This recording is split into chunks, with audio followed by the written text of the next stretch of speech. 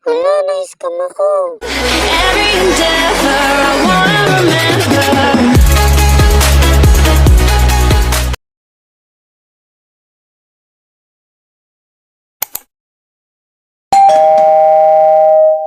What's up mga kasotsa? Tayo ngayon nagbabalik na naman sa Grow Garden series. So ayan, kita nyo naman nakikipag-trade ako ngayon. So ayan, makikita nyo bumili ako sa kanilang checkless, no? Sa 5 piraso to, binili ko. Candy Blossom to. Bumili na rin ako sa kanya ng Red Fox. Bali, yung binayaran ko ay 65 pesos.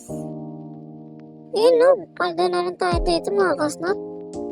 Pinanta ko na rin pala itong dalawang checklist ko ng mga kasnot para naman dumagdag yung ating checkers.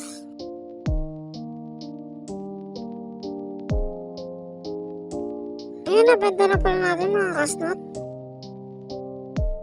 Bumili na rin pala ako ng cosmetic para sa design natin. Ayun mga kasnot, tinarvest ko na pala yung mga summer plant para mailagay natin sa summer event.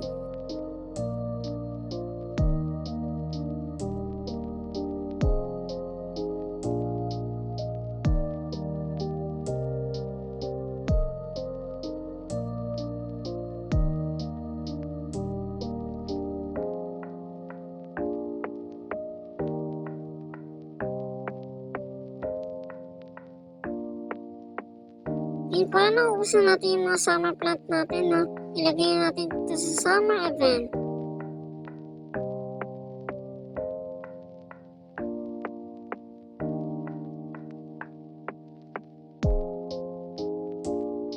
Nagnako na pala yung rako natin sa Red Fox ng tomato seed.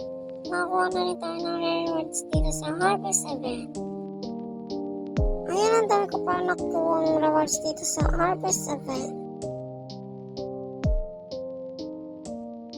Ayun mga kasnot, naka-spin pala tayo na para sunflower.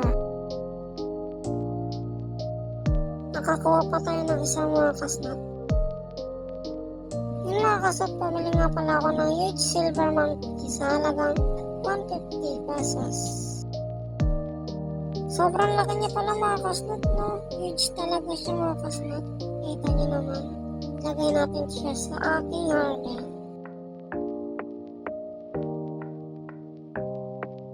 Ayun, nandiyan pala sa private server niya para bumili ng disco bee tsaka butterfly para sa aking huge silver monkey. Dahil ito ang napag-usapan namin. Binigyan niya pala ako ng isang checklist ng mga kasnot. Hala, na-scam ako. Yung binigyan niya pala yung 1 trillion mga kasnot. Grabe, napakalos natin doon. So yun nga mga kasnot, sayang yung pera natin kaya naman babawi tayo. Ito, bumili naman ako ng dalawang huge snail tsaka huge dog para sa aking dragonfly. Buti pa ito mga kasnot, legit nagkaroon tayo ng huge golden lab tsaka huge snail. Ayun, makikita nyo mga kasnot, 16 kg pala itong snail na huge. Pinanta ko na pala yung 47 edge ko para naman mag-upgrade na yung pet slots natin. Binili ko pala kay Franz yung 60 trillion niya para sa aking dalawang huge na pet. Ayan, makikita nyo, napakadami mga kasnot. At binigay ko na rin pala kay Franz yung dalawa kong huge.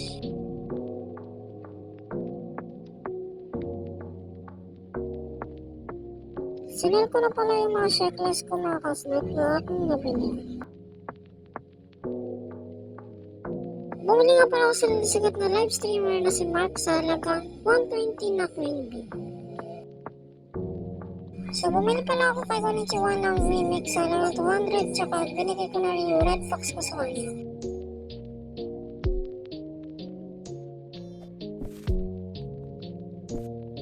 Ayan mga kasat, nakuha na natin.